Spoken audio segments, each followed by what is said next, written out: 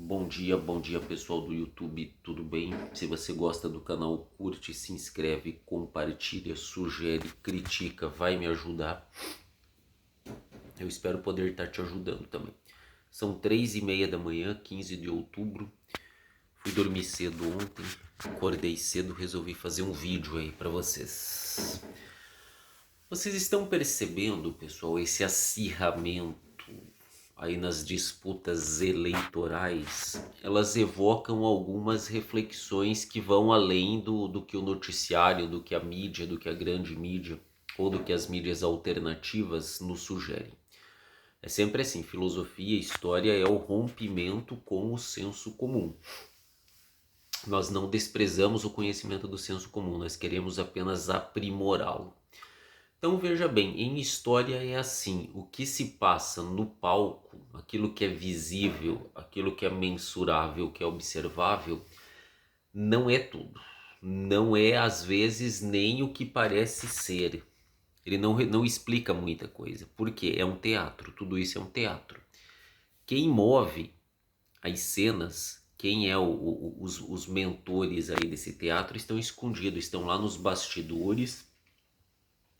Não se sabe exatamente o que eles querem, você vê os reflexos. Claro, algumas coisas você sabe, eles não conseguem nos esconder tudo, manipular tudo e enganar tudo. Eles não conseguem fazer isso, mas eles conseguem, digamos assim, eles conseguem fazer com que a gente se iluda. Em que sentido? De achar que isso que está aí diante dos nossos olhos é tudo, quando não é. Quando é apenas uma parte do teatro. É apenas uma parte do teatro. O que ocorre então? Veja bem. Veja bem. Nós temos aí encenando dois projetos, dois protagonistas, um representando os interesses que eles apresentam, que eles aparentam apresentar, parecem ser antagônicos, parecem ser contraditórios, parecem ser dialéticos, mas eu vou tentar mostrar nesse vídeo que não é bem o que parece. Por quê?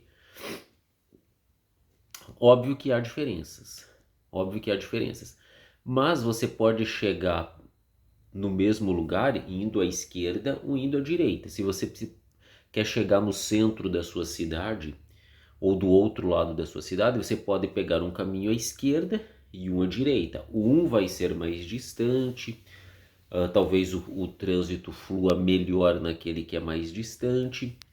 Outro vai ser mais próximo, mas o trânsito não flui tão legal. Ou vice-versa, pode ser mais distante e o trânsito pior, ou o menos distante ainda apresenta um fluxo melhor, mas você vai chegar no mesmo lugar. Então vamos lá, vamos tentar entender aí, desmistificar tudo isso. Nós temos de fato um candidato que se arvorou aí em juízo por uma pauta mais conservadora, mais tradicional, liberal, conservador, liberal e tradicional, que angariou aí a simpatia dos militares, porque ele é proveniente, ele é oriundo dos meios militares, numa manobra de marketing, de estratégia fenomenal, a qual eu atribuo a Olavo de Carvalho ser o mentor de tudo isso. Tudo isso não existiria se não fosse um homem chamado Olavo de Carvalho. Quer você critique, quer você elogie, quer você o ame, quer você o odeie. Olavo de Carvalho é fundamental para entender tudo isso. Ele é o mentor, ele percebeu que você precisava associar um discurso liberal conservador à matriz da moral cristã religiosa. Isso colou muito bem em 2018 e está colando agora. E isso aí não é que o Olavo de Carvalho tenha inventado isso, ele percebeu as artimanhas, as conexões que há entre um conservadorismo tradicional liberal e a vertente moral religiosa. Ele soube fazer aí uma reação, uma equação muito bem fundamentada sobre isso. O Olavo de Carvalho é um teórico fenomenal, não tenha dúvida disso. Ele não criou o mundo, é óbvio, mas deu importantes contribuições aqui no Brasil. E do outro lado você tem o progressismo da esquerda, globalista, anti-tradicionalismo, anticonservadorismo, que tem um projeto aí ligado sobretudo à ideia com alguns fundamentos, a ideia socialista, é óbvio, progressista, globalista e socialista, que é uma elite também, veja bem, o que eu quero que você entenda é que são duas elites. O povo, a massa, é apenas massa de manobra. Sempre foi massa de manobra. Sempre. Povo sempre é massa de manobra. Massa é massa de manobra. Seja de um lado, seja de outro. O que ocorre? Por que há uma briga, no fim das contas, das elites que querem se conservar no poder? Porque você tem do lado do progressismo, você tem grandes finanças internacionais globalistas que a todo custo querem destruir as culturas nacionais, as tradições nacionais, qualquer tipo de moral de cunho religioso, e implantar aí o seu globalismo progressista, desvinculado de qualquer ideia tradicional e conservadora, anti-família, anti-religião, com uma moral, como o próprio nome já diz, progressistas, abortistas, liberalização de drogas. Essa elite, que ao mesmo tempo é socialista como fachada, ela usa, obviamente, o ideal socialismo para manipulação das massas, numa ideia de maior igualdade social, maior distribuição de renda. Isso tem verdades e tem mentiras. O fato é que o caminho é o mesmo. É uma elite globalista, bancária, progressista, extremamente poderosa.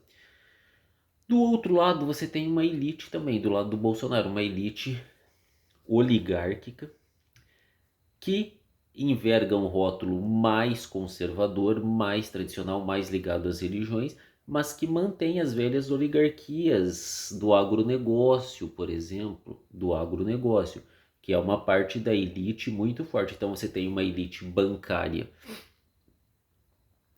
e progressista das grandes finanças do lado do PT, e você tem uma oligarquia rural do agronegócio e também do establishment militar mais nacionalista, que é uma elite também, que aí se digladiam. Um enverga um rótulo mais progressistas, com viés mais socialistas, mas a gente sabe que é um socialismo meia bomba, um socialismo araque, que no fim das contas transforma um monte de gente pobre e uma elite rica, como é o socialismo em todos os lugares onde ele chegou.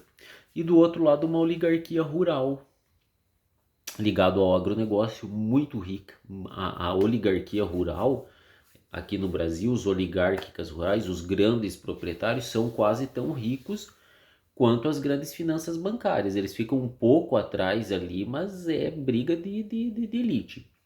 E o establishment militar enfeitado, ornamentado aí por um discurso de cunho religioso. Então veja bem, você tem dois projetos de elite, vamos dizer que a elite, mas elas não se entendem, professor. A elite rural junto com a elite empresarial e industrial, ela não se une ao capital bancário? Claro que se une.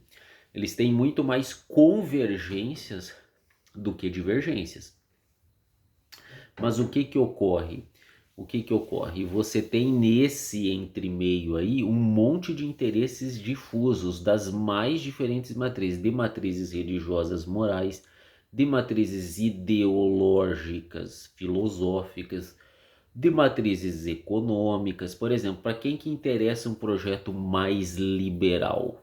Para quem que interessa um projeto mais estatizante? É muito complexo, é muito complexo. Alguns vão ganhar Uma parte da elite vai ganhar sendo liberal, outra estatizante. Uma parte do povo vai ganhar com o liberalismo, outra parte com a estatização. Então são muitos interesses. A sociedade brasileira ela é muito complexa, ela é muito diversificada, ela tem problemas comuns, mas ela diverge muito na forma de se pensar a resolução desses problemas. Então você tem dentro do projeto progressista socialistas, você tem uma unificação de poder político, econômico. E aqui no Brasil não, mas nos outros lugares sim, militar. O socialismo ele também é a fusão do poder político, econômico e militar. Aqui eles não conseguem agregar os militares. Aí que o Brasil não se encaixa, ele não é tão fácil o encaixe. Falta um tripé, que é o tripé militar que está do outro lado. Do outro lado, você tem uma unificação também do poder político, militar, do poder econômico do agronegócio e uma outra parte do tripé, que faz com que esse lado da direita tenha uma certa vantagem, é a religião, é o tripé religioso. Então você tem duas elites, uma mais ligada ao agronegócio, ao conservadorismo, a uma moral religiosa, né? Há os ideais de família, e a outra você tem uma elite progressista, globalista, né? Com um viés meio socialista, com todos os com todas as nuances, com toda a complexidade que há de se definir o socialismo. Então é uma briga de elites, é uma briga de elites onde o povo é massa de manobra.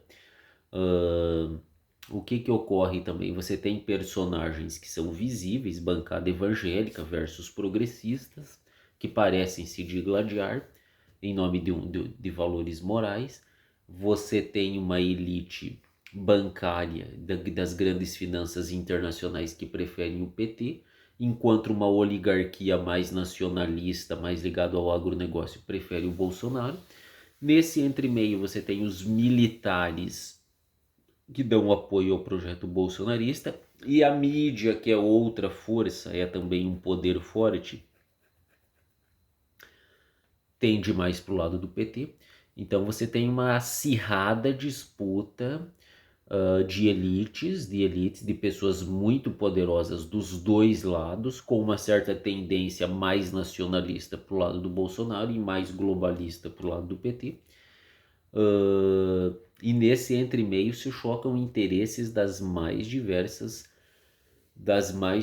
nuances. Você vai ter uma divergência entre regionalistas, norte e sul. O que é interessante para o norte não é tanto para o sul, o que é para o sudeste não é tanto para o norte, o que é para o sul é igual ao do centro-oeste, mas que difere do nordeste. E você tem as divisões, As camadas mais pobres tendem a se apegar mais aos estatizantes, que de certa forma vão lhe dar algum amparo.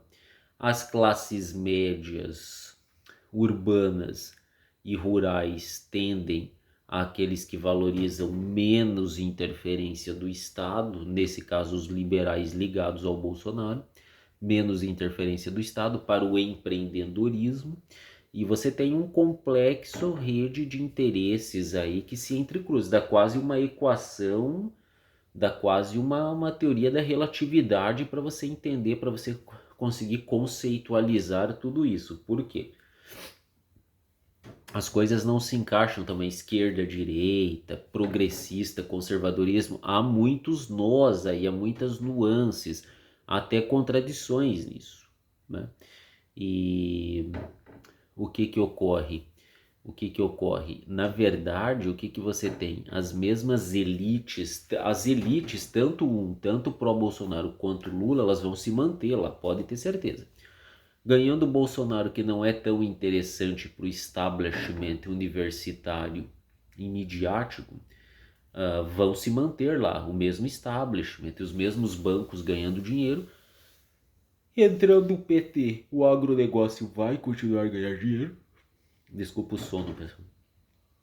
E elite é elite, eles brigam, se digladiam, têm as suas controvérsias, têm os seus conflitos, mas o plano deles é se manter enquanto elite e manter-nos enquanto povo, enquanto massa e massa de manobra. Beleza, pessoal?